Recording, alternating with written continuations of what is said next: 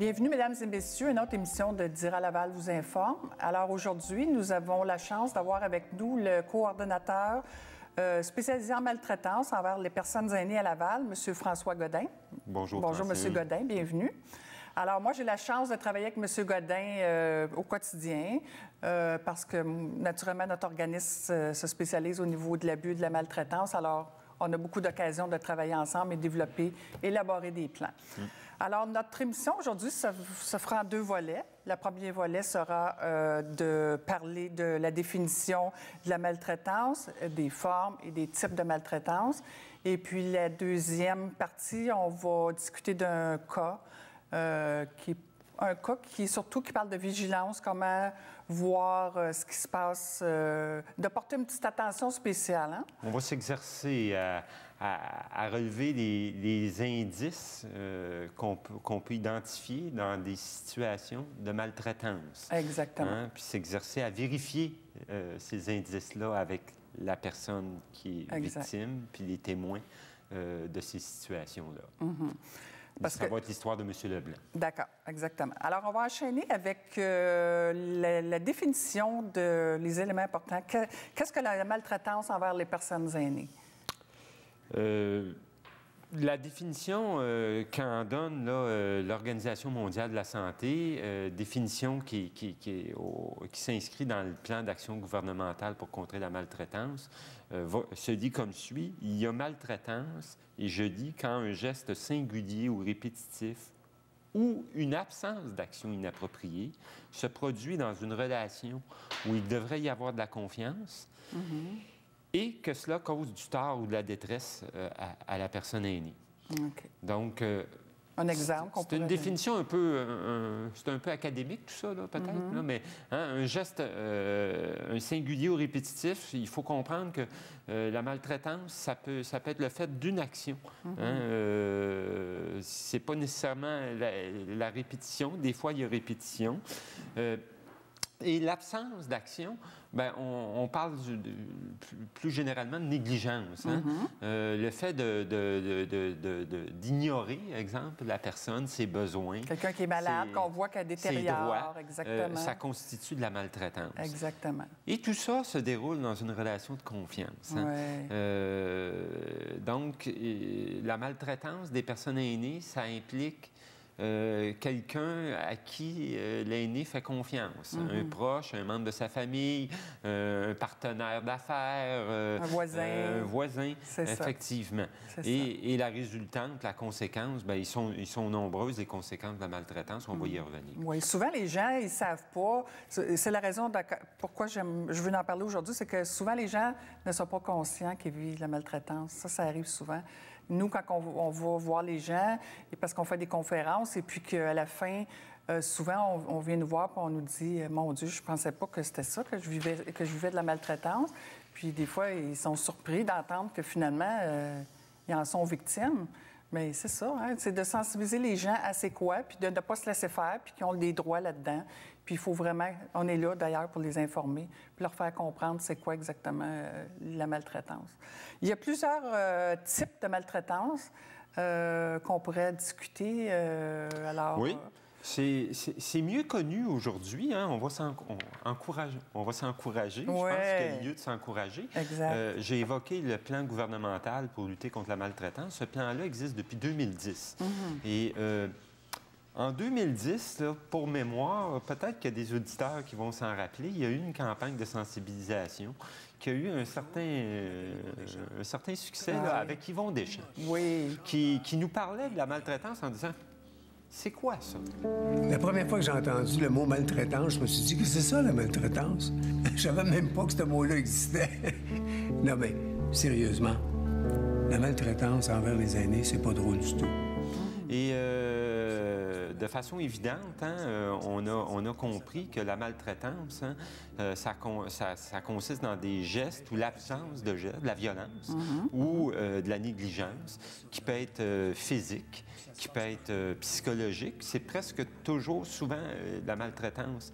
Il y a une composante psychologique là, à l'action ou à l'absence d'action. Ça peut être sexuel, des gestes à caractère sexuel. On parle beaucoup des droits. Presque toujours, lorsqu'il y a une situation de maltraitance, une personne est victime, un aîné, il y a des droits qui sont en cause. Hein? Le droit aux soins, le droit à l'intimité. Je vous donne des exemples. Le droit à être entendu, à exprimer ses volontés, ses préférences. Des choses qui peuvent paraître simples, là, mais qui, dans le quotidien des personnes aînées, en particulier les personnes aînées vulnérables, on va y revenir, sont souvent des droits qui vont être qui vont être mises en cause. Exactement. C'est souvent ça, je crois, que les gens ne sont pas conscients qu'ils ont des droits. C'est pas parce que c'est des gens âgés qui n'ont pas le droit de parler puis de dire « Ah, elle », tu sais, souvent, on entend l'âgisme, puis tout ce qui s'englobe autour de ça. Mais ces gens-là, ils ont le droit de parole aussi. Puis s'ils n'aiment pas leur médecin, ils veulent changer de médecin parce que souvent, on se fait poser la question « Moi, je suis pas à l'aise avec mon médecin, j'aime pas ça. » Ou ils parlent avec le médecin, puis souvent, ils se sentent un petit peu bousculés parce que... Ou ils parlent à leur fille pour leur dire le problème. Et souvent, ces gens-là sont capables d'écouter puis d'entendre. Tu sais, c'est leur droit, ça, de pouvoir en parler. Mais c'est souvent des petites choses comme ça qu'ils ne savent pas qui ont des droits. Ils peuvent poser des questions. Et puis souvent, c'est juste souvent de la poser, la question, pour avoir la bonne réponse et pouvoir agir de la façon dont ils peuvent. Fait que ça, c'est une... C'est ça. Fait qu'il y a des violences. On parle aussi du chantage, souvent du chantage de la part des enfants, de dire si tu fais pas telle chose, telle chose, tu verras plus ton petit-fils. Ou... Ça, c'est fort aussi parce que c'est des émotions qui sont attachées à ces gens-là. Puis c'est difficile pour eux. Mais ça, c'est pas acceptable, hein? C'est pas... C'est pour ça que c'est difficile d'intervenir dans ces situations-là parce que ce que vous évoquez, c'est la question des coûts-bénéfices. Exactement. Hein? Pour une personne aînée, ses liens avec ses proches, c'est quelque chose qu'elle va vouloir souvent préserver.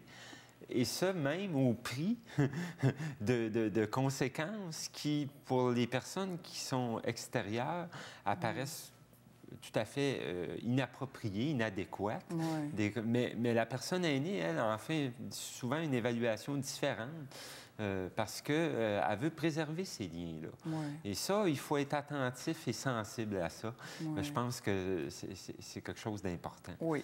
Puis surtout que habituellement, ils n'ont pas beaucoup de visites, ils sont souvent isolés et vulnérables. Et puis la famille, pour eux, c'est important parce que c'est le social, finalement. Une fois de temps en temps, ils viennent les voir. Puis ils ne veulent pas être abandonnés. C'est habituellement ce qu'on se fait dire. On ne veut pas être abandonné. Si je fais telle affaire, il va y avoir des réprimandes. Puis il faut être conscient ils sont conscients qu'ils peuvent avoir des conséquences. Oui. Mais c'est triste parce que c'est pas comme ça habituellement. Peut-être ajouter, on ne l'a pas nommé, là, mais la maltraitance, on a parlé de maltraitance physique, psychologique, sexuelle.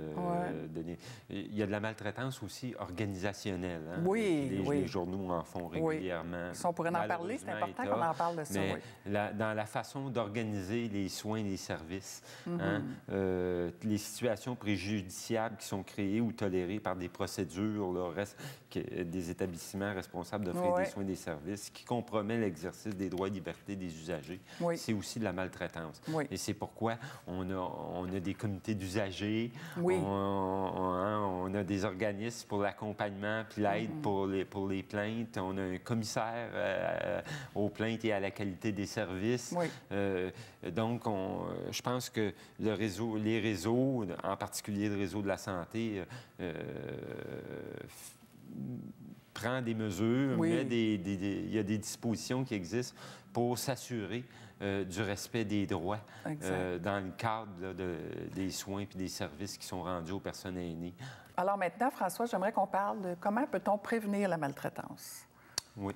C'est quelque chose d'important. C'est un des 3 grands volets de nos actions. Hein. On parle de prévenir, dépister puis intervenir. Oui. La prévention, bien, ça passe beaucoup par des activités de sensibilisation d'abord de la population. Et on fait beaucoup d'efforts en ce sens. On le fait au niveau régional, au niveau local, avec des partenaires qui sont nombreux. À Laval, il y a un comité régional qui s'appelle le comité Lavallois contre l'abus de la violence envers les aînés, qui réunit plusieurs organismes, dont le vôtre, qui qui se mobilisent et qui sensibilisent la population. Le 15 juin, à chaque année, il y a une journée mondiale de lutte contre la maltraitance des personnes aînées. Et dans le cadre de cette journée qui a été décrétée par l'Organisation mondiale de la santé, on tient des activités régionales. La prochaine, le 15 juin 2016, portera sur la bientraitance des personnes aînées. Oui. Et vous allez voir là, de l'information à ce sujet là, au cours des prochains mois. Il y a aussi des campagnes. Vous allez voir à l'écran des exemples d'une campagne qui avait comme slogan « Avec la maltraitance, la vie est moins rose qu'on pense ». Ça faisait écho à La vie en rose. Puis ça présente 3 personnages de personnes aînées qui sont victimes de maltraitance. Aline, là, qui dit qu'elle ne profite pas de son argent, mais ses enfants le font.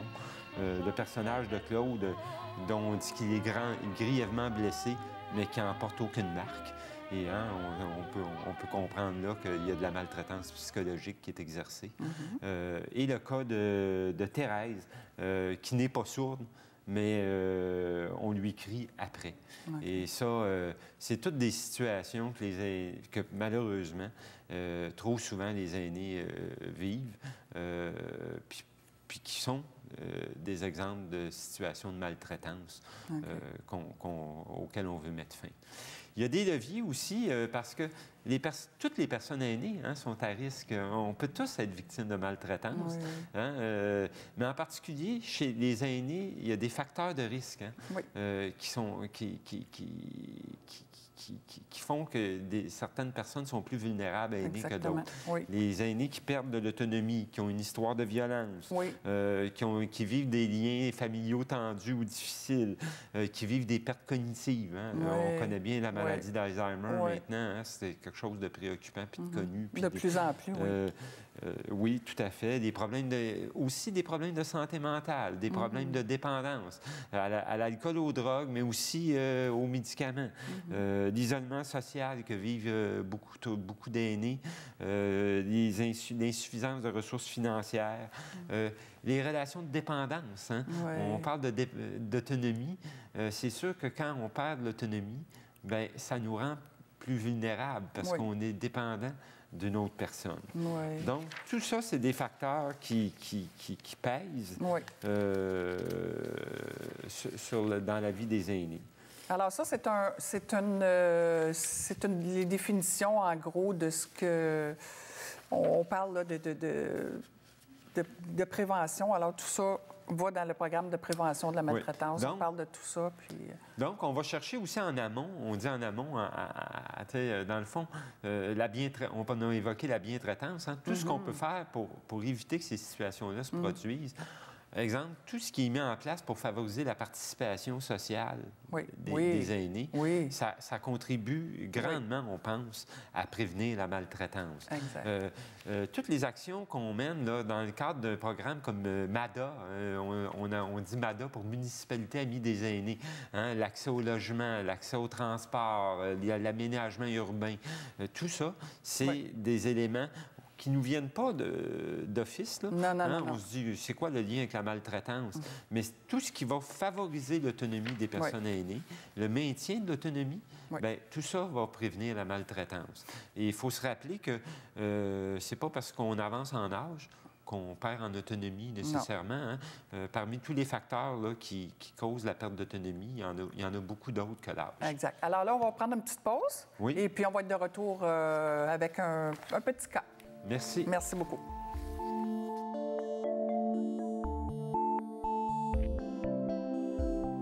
Alors, François, au début de l'émission, on a passé un petit peu vite sur votre rôle du coordonnateur. J'aimerais ça qu'on mette un petit peu d'emphase là-dessus, parce que c'est important qu'on en parle. Oui, c'est important d'autant plus qu'on sait qu'à Laval, il y a une augmentation du nombre de personnes aînées. C'est une situation qui est observable à peu près dans toutes les régions du Québec, mais c'est plus accentué à Laval que dans les autres régions. Et si on considère que la maltraitance dans les recherches, hein, les enquêtes populationnelles qu'on a, ce qu'on relève, c'est qu'il y a 4 à 7 des personnes aînées qui seraient victimes de maltraitance, ce qui représente à Laval entre 2500 et 4400 personnes aînées qui pourraient être victimes de maltraitance. Donc, on a un plan régional. J'ai parlé tout à l'heure du comité lavallois contre l'abus de la violence envers les aînés. Il y a plusieurs partenaires qui sont mobilisés et on a établi un plan d'action régional qui vise à prévenir, à dépister et à intervenir pour contrer la maltraitance des personnes, des aînés lavallois. Les gens ne le savent pas, mais nous, moi en particulier, parce qu'on est dans beaucoup de comités ensemble, les personnes aînées ne savent pas à quel point on travaille fort pour améliorer leur vie et puis essayer de les sensibiliser pour ne pas vivre justement ça, la maltraitance, c'est nos objectifs. Mais c'est incroyable tout ce qu'on déploie, je trouve, sur le territoire de Laval. Les organismes, on travaille ensemble, on est dans des comités et par-dessus comités pour essayer de trouver des solutions. Mais moi, je trouve qu'on travaille très, très fort à ce niveau-là. Puis bravo au gouvernement de le faire parce que c'est pas toujours, on le voit pas, hein? C'est pas des choses qui se voient. Mais nous, moi, je peux le dire parce que je suis là-dedans, qu'on travaille très fort pour essayer d'améliorer leur vie pour qu'ils aient une bonne vie. Alors maintenant, on va passer, il y a un programme qui s'appelle « C'est pas correct ». Oui. Je crois qu'il va être, je ne sais pas quand ça va commencer, mais c'est après les fêtes, j'imagine. Oui.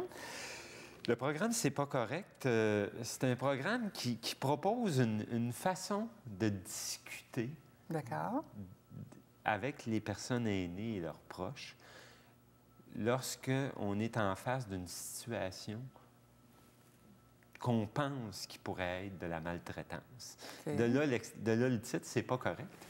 Parce que cette façon de discuter des situations, ça part d'une première d'observation qu'on peut faire au quotidien comme voisins, amis, proches des personnes aînées. On va souvent constater qu'il se passe quelque chose de pas correct. Des fois, on ne sait pas très précisément quoi, mais il y a on éprouve un malaise. Exact. Et je pense qu'il faut être attentif au malaise qu'on éprouve parce que c'est un bon indicateur de l'importance dans ces situations-là d'agir. Et le programme « C'est pas correct » propose une façon d'agir. C'est pourquoi on vous propose là, de regarder une situation et de voir comment on pourrait agir dans pareil cas. C'est pas nécessairement de la maltraitance, mais c'est de faire attention, puis de regarder, puis d'écouter pour voir s'il y aurait quelque... Exactement. Alors là-dessus, on va enchaîner, on va parler du cas de M. Leblanc. Oui. Alors, je vais vous laisser enchaîner là-dessus, me dire qu'est-ce que c'est. Ça va donner une petite idée aux gens de qu'est-ce que vous voulez dire. Oui. Alors, je vous laisse aller. L'histoire est simple. M. Leblanc a 77 ans. Il est veuf depuis 18 mois et il a 2 enfants, Marc et Robert. C'est un ouvrier retraité, M. Leblanc.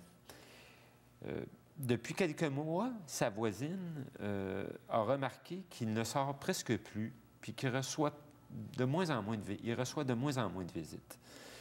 Lorsqu'il sort, il semble, ses vêtements sont défraîchis, son allure est négligée.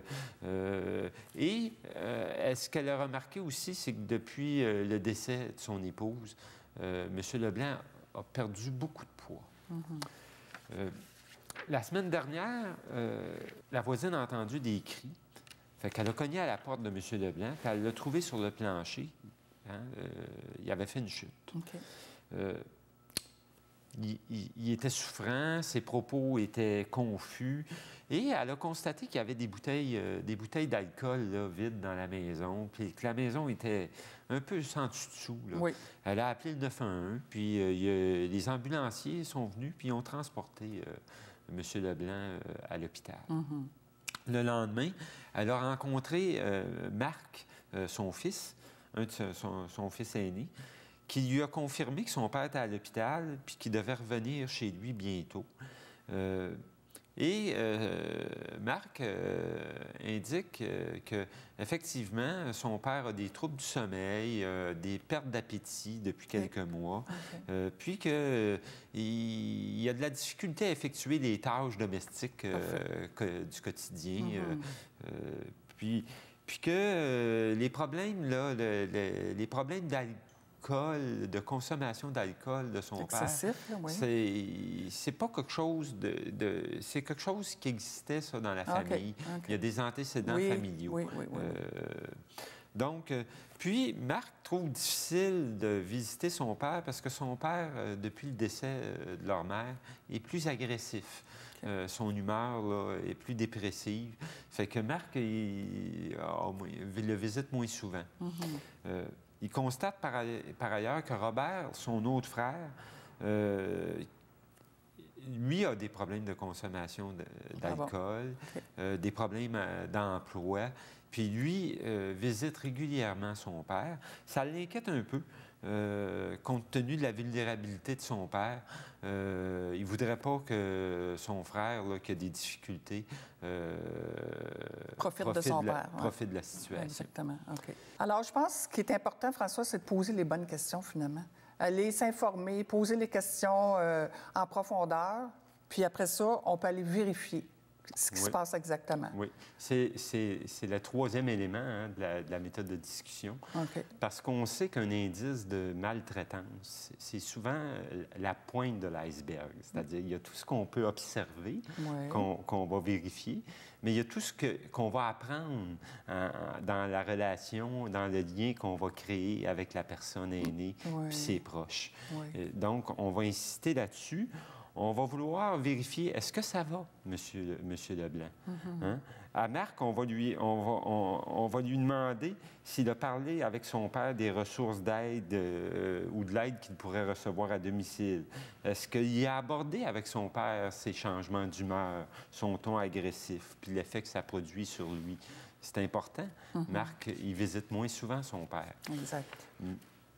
À M. Leblanc, on va vouloir vérifier qu'est-ce qu'il lui a dit le docteur. Il a été à l'hôpital. Hein? On va s'intéresser à ce que lui a dit le docteur. On va lui dire qu'on a constaté qu'il a de la difficulté à effectuer seul ses tâches du quotidien. Comment allez-vous vous y prendre, M. Leblanc? Est-ce qu'on vous a proposé de l'aide pour votre retour à la maison?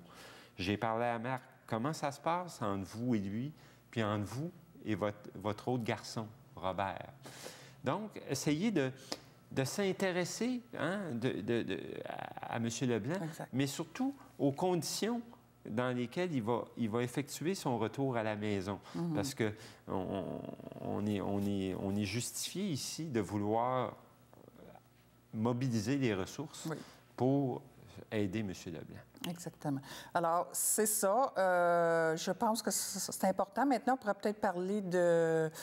Moi, la seule chose que je veux dire là-dessus, c'est que moi, je trouve que lorsqu'on fait des interventions, je trouve que des fois, c'est pas toujours à la première visite que l'ouverture se fait parce que ça prend une certaine confiance entre chaque personne. Je pense que c'est important. Moi, j'essaie toujours de retourner dans le passé, leur demander ce qu'ils faisaient, aller retourner quelque chose où est-ce qu'ils ont un attachement, puis là, ils viennent tout contents, puis ils nous parlent, puis on dirait ça rouvre beaucoup de liens. Il y en a qui ont été à la guerre pour différentes sortes de raisons.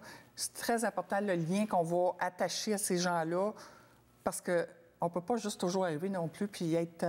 tu sais, qu'est-ce qui se passe? Y a-t-il des affaires? Oui, mais connaître vraiment, comme on disait tantôt, poser les questions. C'est important de connaître la personne qui était aujourd'hui, qui était il y a quelques années.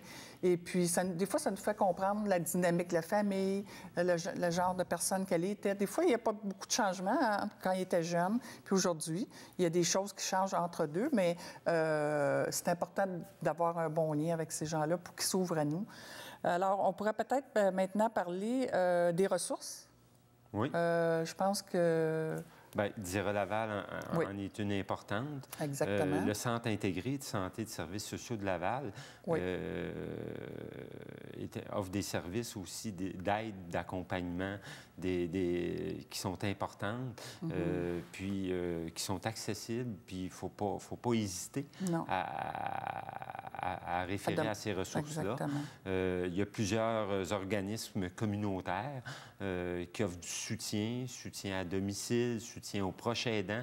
Je pense que c'est toutes des ressources là, dont M. Leblanc et ses proches pourraient bénéficier dans le contexte là, de son retour à la maison, puis d'un deuil là, qui apparemment est un peu difficile à vivre. Là. Exact. Et puis, tous les ressources qu'on a à Laval, moi, en faisant partie de plusieurs comités, je voudrais que les gens n'hésitent pas à demander de l'aide parce que cette aide-là est précieuse, puis je pense que ça leur donne une meilleure qualité de vie pour le futur qui s'en vient pour eux, puis tout le monde devrait demander de l'aide s'ils en ont besoin. Alors là-dessus, merci beaucoup. Ça fut très intéressant et puis au plaisir de se revoir à une autre rencontre. Merci, Francine. Merci beaucoup.